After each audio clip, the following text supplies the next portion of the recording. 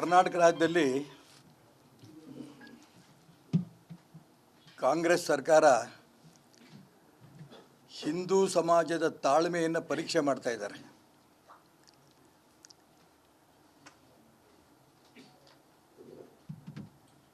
ರಾಜ್ಯದಲ್ಲಿ ಹಿಂದಿನ ಸರ್ಕಾರ ಇದ್ದಂಥ ಸಂದರ್ಭದಲ್ಲಿ ಪ್ರತಿ ಜಿಲ್ಲೆಗೂ ಒಂದು ಗೋಶಾಲೆ ಆರಂಭ ಮಾಡಬೇಕು ಅನ್ನೋ ತೀರ್ಮಾನ ಆಗಿತ್ತು. 14 ಗೋಶಾಲೆಗಳು ಆರಂಭ ಆಗಿತ್ತು. ನಾನು ಅಂದ್ಕೊಂಡಿದ್ದೆ ನಿನ್ನೆ ನಡೆದಂಥ ಸಚಿವ ಸಂಪುಟದಲ್ಲಿ ಸಭೆಯಲ್ಲಿ ಉಳಿದಂಥ 24 ಗೋಶಾಲೆಗಳನ್ನು ಆರಂಭ ಮಾಡ್ತಾರೆ ಅಂತ ನಾನು ಅಂದ್ಕೊಂಡಿದ್ದೆ. ಆದರೆ ತುಂಬ ನೋವಿನ ಸಂಗತಿ, ದುರಾದೃಷ್ಟ, ಇನ್ಯಾವುದೂ ಹೊಸ ಗೋಶಾಲೆಗಳನ್ನು ನಾವು ಆರಂಭ ಮಾಡಲ್ಲ, ಈ ನಿರ್ಣಯ ತಗೊಂಡಿದ್ದಾರೆ.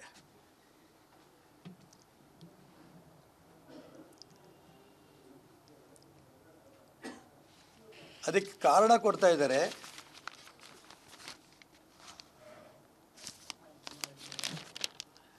ಗೋವುಗಳು ಬಾರದೇ ಕಾರಣ ಈ ನಿರ್ಧಾರ ಅಂತ ಮಾನ್ಯ ಎಚ್ ಕೆ ಪಾಟೀಲರು ಹೇಳ್ತಾರೆ.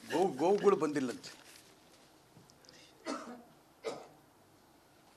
ಶಿವಮೊಗ್ಗದಲ್ಲೇ ಗೋಶಾಲೆಗಳಿದ್ದಾವೆ. ಬ್ರಾಹ್ಮಣ ಸಂಘದಿಂದ ಗೋಶಾಲೆ ನಡೆಸ್ತಾ ಇದ್ದಾರೆ, ದೈವಜ್ಞ ಸಮಾಜದ ಗೋಶಾಲೆ ನಡೆಸ್ತಾ ಇದ್ದಾರೆ, ಜೈನ್ ಸಮಾಜದಿಂದ ಗೋಶಾಲೆ ನಡೆಸ್ತಾ ಇದ್ದಾರೆ. ಇನ್ನು ಅನೇಕ ಗೋಶಾಲೆಗಳು ನಡೀತಾ ಇದೆ. ಆ ಗೋಶಾಲೆಗಳಲ್ಲಿ ಹಸುಗಳನ್ನು ಕಟ್ಕೊಳ್ಳೋದಕ್ಕೆ ಜಾಗ ಇಲ್ದೇನೆ ಹೊಸ ಹಸುಗಳನ್ನು ತಗೊಳ್ಳೋಕ್ಕೆ ಅವ್ರ ಕೈಲಿ ಆಗ್ತಿಲ್ಲ.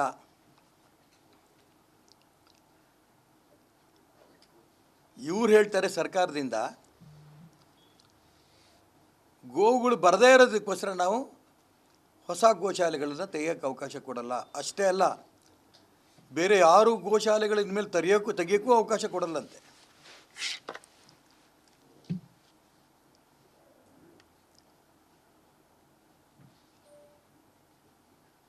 ಅನೇಕ ಉರ್ದು ಶಾಲೆಗಳಲ್ಲಿ, ಮದ್ರಸಾಗಳಲ್ಲಿ ಮಕ್ಕಳಿಲ್ಲ, ವಿದ್ಯಾರ್ಥಿಗಳಿಲ್ಲ. ಮುಚ್ಚಿರ ಅದನ್ನು.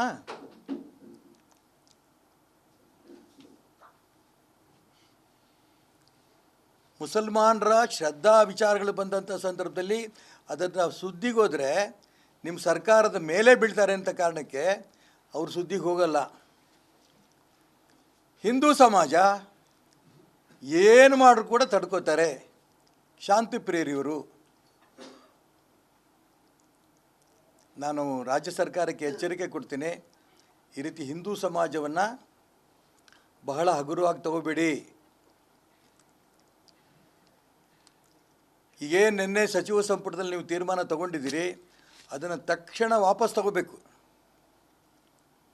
ಇಡೀ ರಾಜ್ಯದಲ್ಲಿ ಹೊಸ ಎಲ್ಲೆಲ್ಲಿ ಗೋಶಾಲೆಗಳನ್ನು ಹಿಂದಿನ ಸರ್ಕಾರ ಜಿಲ್ಲೆಗೊಂದು ಅಂತ ಆದೇಶ ಮಾಡಿದ್ರು, ಅದನ್ನು ಮುಂದುವರಿಸಬೇಕು. ಇಲ್ಲಾಂದರೆ ಇಡೀ ಹಿಂದೂ ಸಮಾಜ ಇಡೀ ಕರ್ನಾಟಕ ರಾಜ್ಯದಲ್ಲಿ ಜಾಗೃತವಾಗಿ ಈ ಸರ್ಕಾರ ಏನಾಗುತ್ತೋ ಗೊತ್ತಿಲ್ಲ.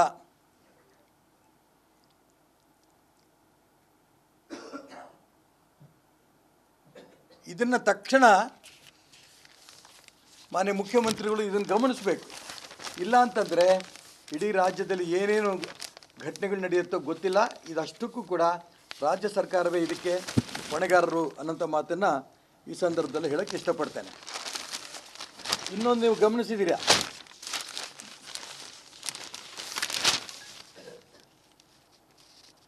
ದನದ ತಲೆ, ಮೃತದೇಹ, ಚರ್ಮ, ಮೂಳೆ, ಕರುವಿನ ಮೃತದೇಹ ಮೊದಲಾದ ಅವಶೇಷಗಳನ್ನು ಚಾರ್ಮಾಡಿ ಗ್ರಾಮದ ಮೃತ್ಯುಂಜಯ ನದಿಗೆ ಎಸೆಯುವ ಘಟನೆ ಜಿಲ್ಲೆಯಾದ್ಯಂತ ಪ್ರತಿಭಟನೆಗಾಗಿದೆ. ಇದು ಸೌತ್ ಕೆನರಾದಲ್ಲಿ. ಯಾರೋ ಕಿಡಿಗೇರಿಗಳು ಆ ಮೃತ್ಯುಂಜಯ ನದಿಗೆ ಸುಮಾರು 11 ಗೋಣಿ ಚೀಲಗಳಲ್ಲಿ ಗೋಮಾಂಸದ ಅವಶೇಷಗಳನ್ನು ಹಾಕಿರುವುದು ಡಿಸೆಂಬರ್ 17ರಂದು ಪತ್ತೆಯಾಗಿತ್ತು.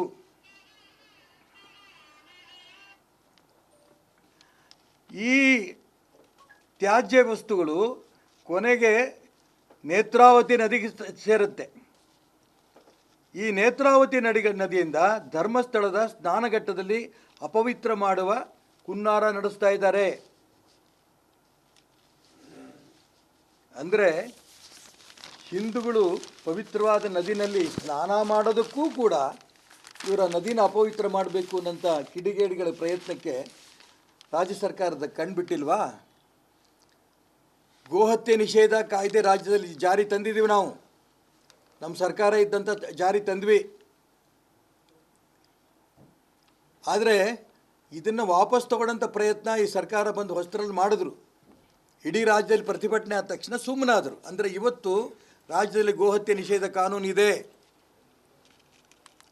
ಇದ್ದರೂ ಕೂಡ ಈ ರೀತಿ ಹಸುಗಳನ್ನು ಕಡಿದು ಅದರ ಮಾಂಸವನ್ನು, ಚರ್ಮವನ್ನು, ತಲೆಯನ್ನು ನದಿಗಳಿಗೆ ಎಸಿತಾ ಇದ್ದಾರೆ ಅಂತ ಗೋವನ್ನು ಅಂದ್ರೆ ಅರ್ಥ ಹಿಂದೂಗಳಿಗೆ ಏನೇನು ತೊಂದರೆ ಕೊಡಬೇಕೋ ಎಲ್ಲ ತೊಂದರೆಗಳನ್ನು ಕೂಡ ಕಿಡಿಗೇಡಿಗಳು ಕೊಡ್ತಾ ಇದ್ದಾರೆ.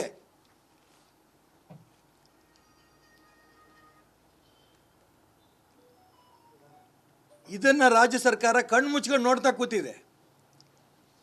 ಯಾಕೆ? ಹಿಂದೂ ಸಮಾಜ ಸುಮ್ಮನೆ ಇದೆ.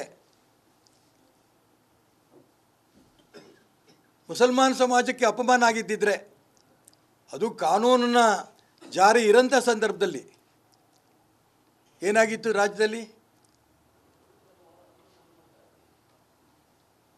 ಅದಕ್ಕೋಸ್ಕರ ನಾನು ಹೇಳ್ತೀನಿ, ಈ ಒಂದು ಕೃತ್ಯ ರಾಜ್ಯ ಸರ್ಕಾರ ಹಿಂದೂಗಳನ್ನು ಮನಸ್ಸು ನೋಯಿಸ್ತಾ ಇರೋದು ಇದು ಯಾವುದೇ ಕಾರಣಕ್ಕೂ ಕೂಡ ಸಹಿಸಂಥ ಪ್ರಶ್ನೆ ಇಲ್ಲ.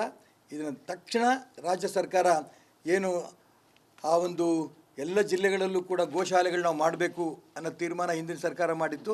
ಅದರಂತೆ ಎಲ್ಲ ಜಿಲ್ಲೆಗಳಲ್ಲೂ ಕೂಡ ಗೋಶಾಲೆಗಳನ್ನು ಆರಂಭ ಮಾಡಬೇಕು. ಮತ್ತು ಗೋಹತ್ಯೆ ನಿಷೇಧ ಜಾರಿ ಇರೋಂಥ ಈ ಸಂದರ್ಭದಲ್ಲಿ ಈ ರೀತಿ ದುಷ್ಟಶಕ್ತಿಗಳು ಯಾರು, ಕಿಡಿಗೇಡಿಗಳು ಯಾರು ಇದನ್ನು ನೇತ್ರಾವತಿ ನದಿ ಅಲ್ಲಿ ಮಲಿನ ಮಾಡೋಂಥ ಪ್ರಯತ್ನ ನಡೆಸ್ತಾ ಇದ್ದಾರೆ, ಅಂಥ ಕಿಡಿಗೇಡಿಗಳನ್ನು ತಕ್ಷಣ ಬಂಧಿಸಿ ಅಂಥವ್ರ ಬಗ್ಗೆ ಕ್ರಮ ತಗೋಬೇಕು. ಇಲ್ಲ ಅಂದರೆ ಇಡೀ ರಾಜ್ಯದಲ್ಲೂ ಕೂಡ ಸಾಕಷ್ಟು ಗಲಭೆಗಳಾಗೋದಕ್ಕೆ ರಾಜ್ಯ ಸರ್ಕಾರವೇ ಕಾರಣ ಅಂತ ನಾನು ಭಾವಿಸ್ತೇನೆ.